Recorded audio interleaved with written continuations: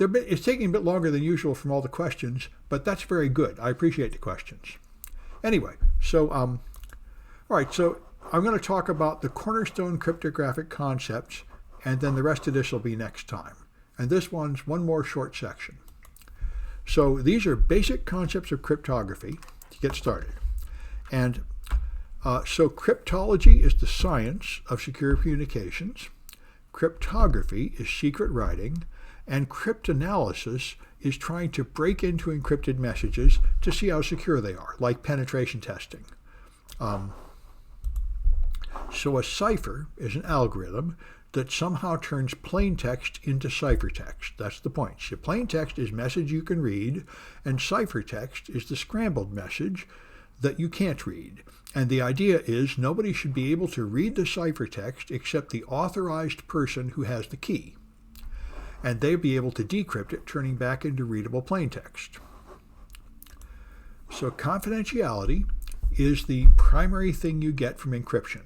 That secrets remain secret because you have a message, and even though you send the message over an untrusted channel, like the internet or email, even if a third party spies on it, they can't read it because it's scrambled. That's the idea. And it also tends to provide integrity, although that's often not its primary purpose, that nobody can alter the data. Hash values give you integrity, and that's a branch of cryptography. So authentication is another desirable property where you know who the user is, who sent this message to you. That's a signature, a digital signature, again performed with cryptography.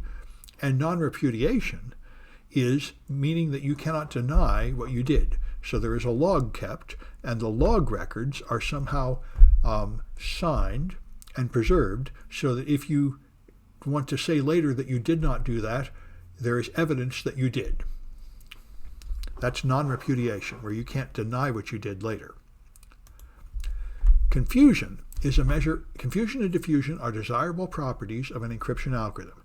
Confusion means that you do not find any relationship between the plain text and the ciphertext. So you won't be able to look at the ciphertext and recognize any of the words.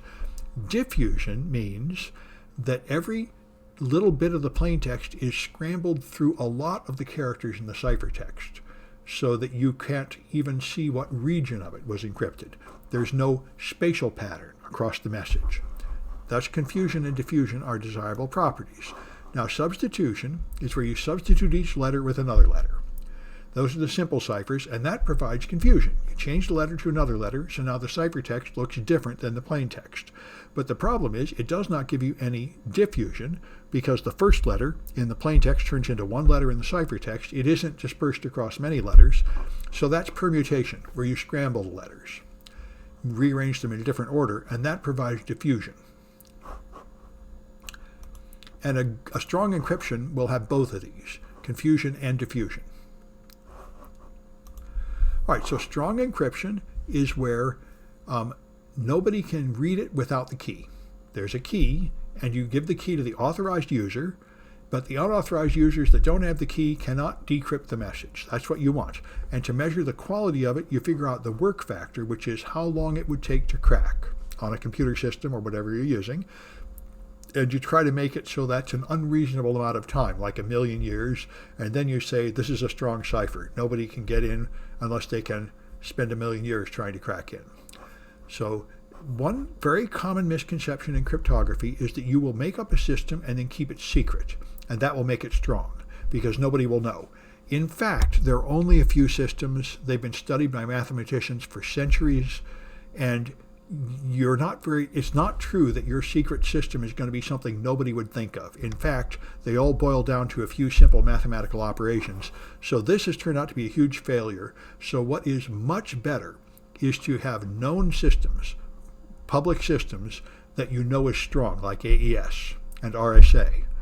And then you have a well-known strong system, and your security is in the key. The military does both. They have strong systems and they keep them secret as long as they can. But commercial systems, if anybody won't tell you what kind of encryption you're using, don't buy the product, because it's almost always garbage.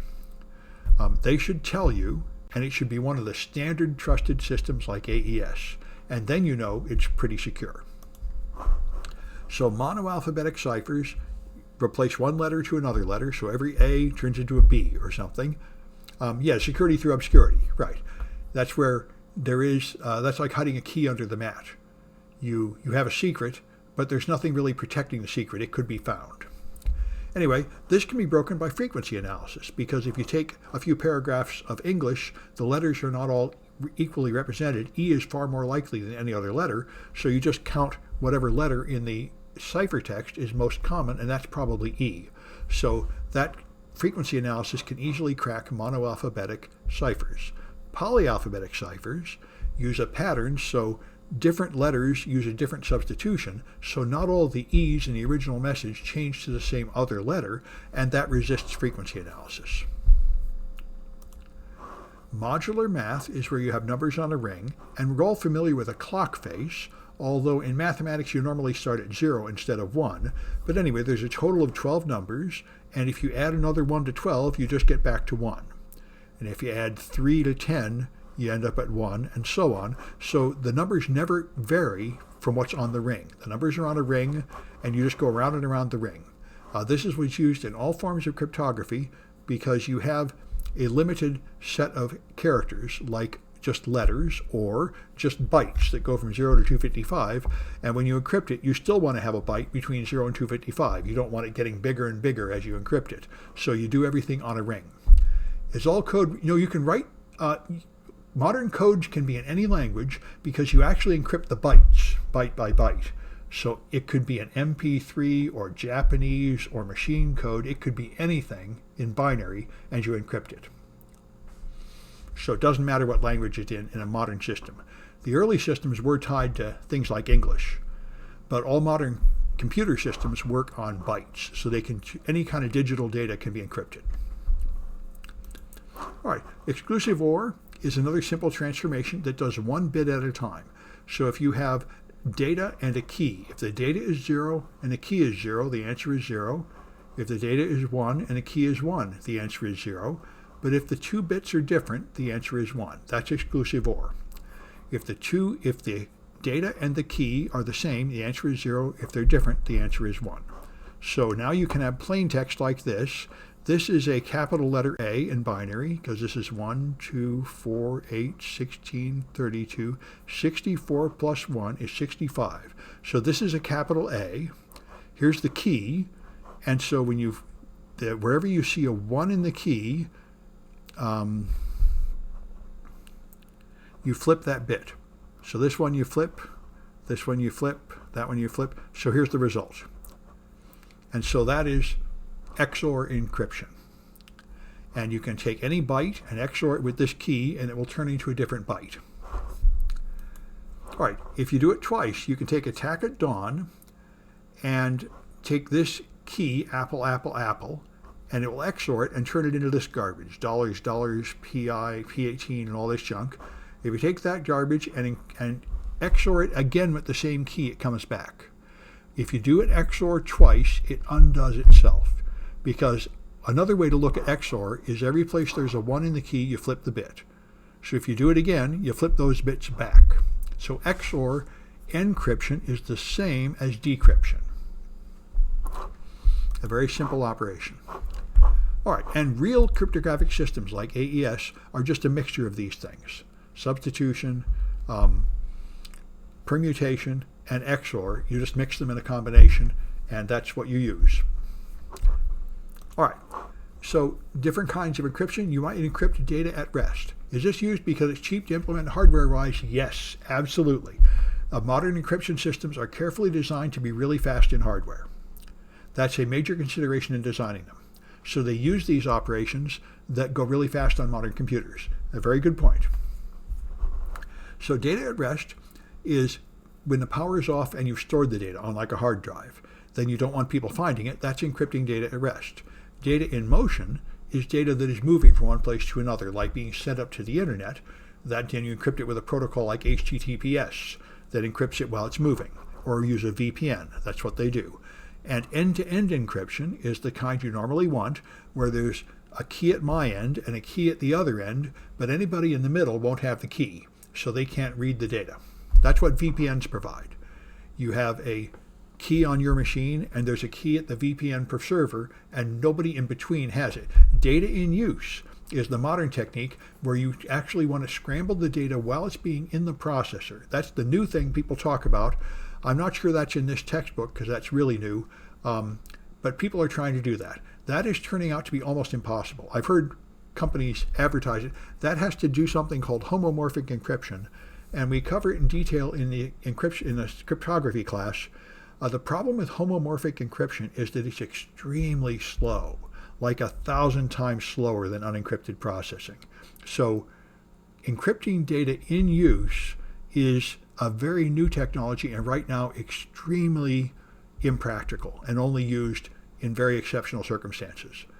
In a decade or two, they might get it polished to where you can use it. And then your data will be encrypted even while it's being processed. All right, so protocol governance is when you choose the right encryption, and so you got to consider the speed, how much it costs, how complicated it is, and how strong it is, and you choose whatever the correct amount of encryption. Just like all security, it's always a balancing act. Although in practice, in encryption, there are just standard routines stamped by the government as the official algorithm, and normally you just use those. Unless you have some good reason not to, you just use the standard thing like AES 128, which is the US government recommended encryption. Most people just do that, and then everybody knows what you're doing, and everybody agrees with it, and we all know it's meeting the government standards. But there are a lot of other encryption routines that you could use. So 3F is the last Kahoot that we're going to do today.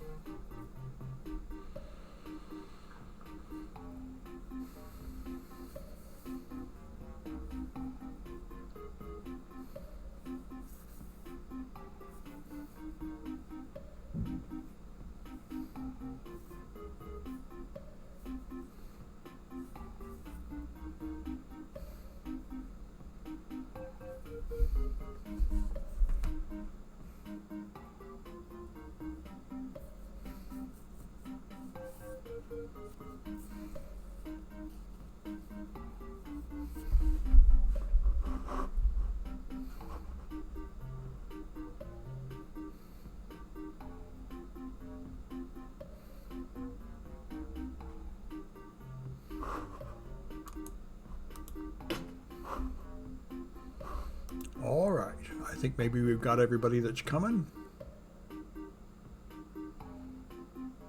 Looks like it. Okay.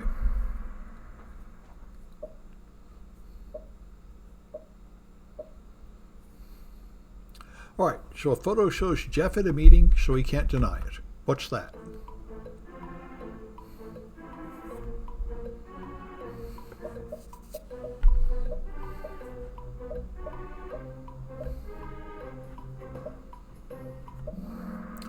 Yeah, that's non-repudiation. I wrote this in the early days of the Trump administration when Jeff Sessions, who was the Attorney General, did this. He lied and said he wasn't at a meeting, and there was a picture on Twitter of him at that meeting. Anyway.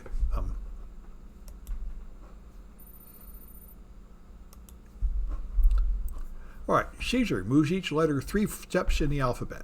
What's that?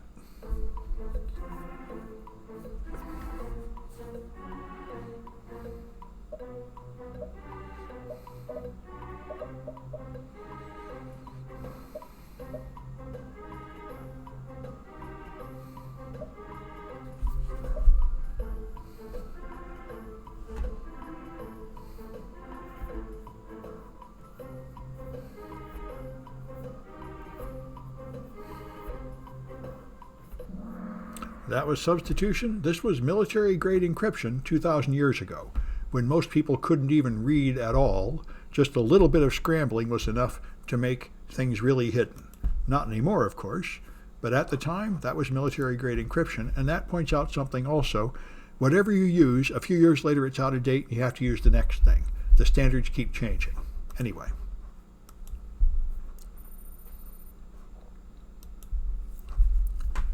So what systems resist frequency analysis?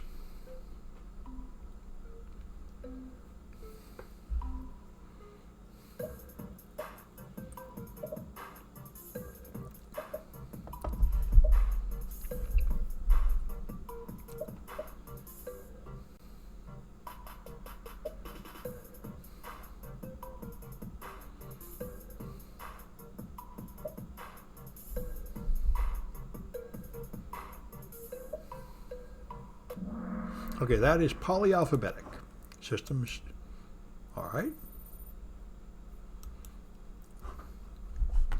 So what is 17 mod 5?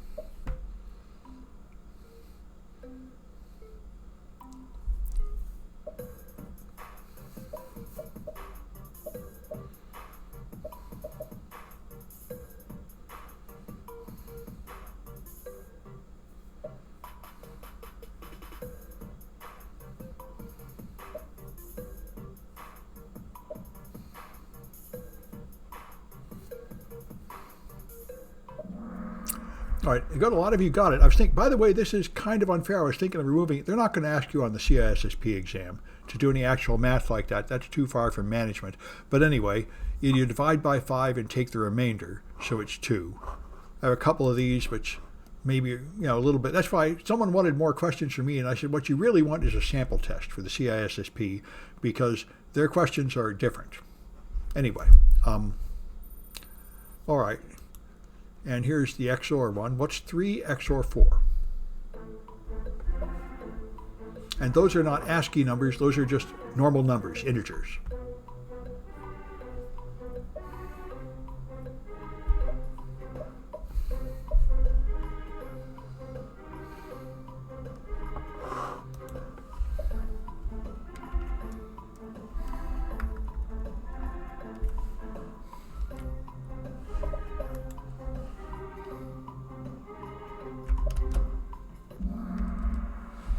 All right, and the answer is 7. I made a little picture here to try to explain this one. There's 3. I'm trying to make it big and indent it so it's pretty to see. All right. So 3 is 0, 1, 1. A 1 and a 2. 4